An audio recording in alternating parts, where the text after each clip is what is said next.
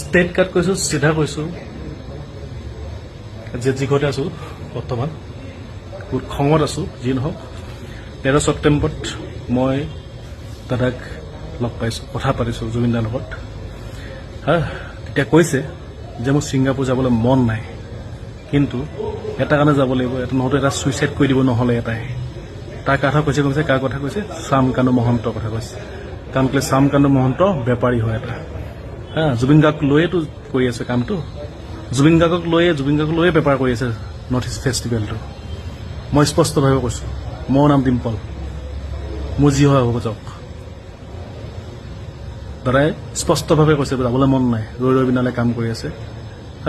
কিন্তু সেইদিন মই আছোঁ, অনুপম কোঁৱৰ আছে, ৰোহিত সোণাৰ আছে, মই আছোঁ ৰেডি উইথ যে শ্যামকানু মহন্ত ছুইচাইড কৰি দিব মই নগ'লে। হাঁহি ধেমালি মুখে কৈছে, কিন্তু সত্য কথা। কিন্তু আজি কি হ'ল? ওলোটাটো হ'ল, নিজলৈ টানি আনিলে।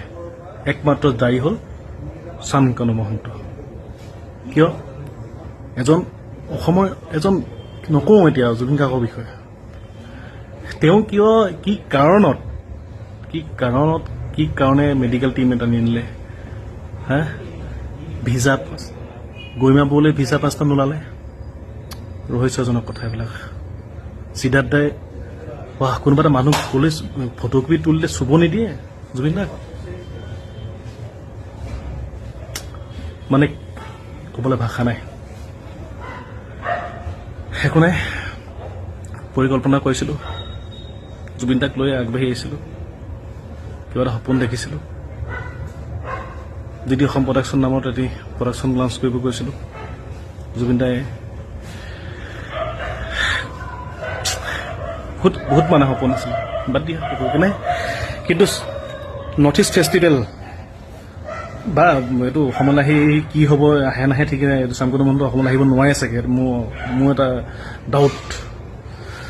এইটো আহিব নোৱাৰিব চাগে তেওঁ। নৰ্থ ইষ্ট ফেষ্টিভেল যদি ভৱিষ্যতলৈ পাতিব বিচাৰে, সেইটো কিন্তু বহুত ডাঙৰ কথা হ'ব। চিধা কথা। একো নাই, জুবিন দা য'তেই থাকক, ভালকৈ থাকক, আমাৰ মাজত জীয়াই থাকিব জুবিন দা। শ্যামকানু মহন্ত।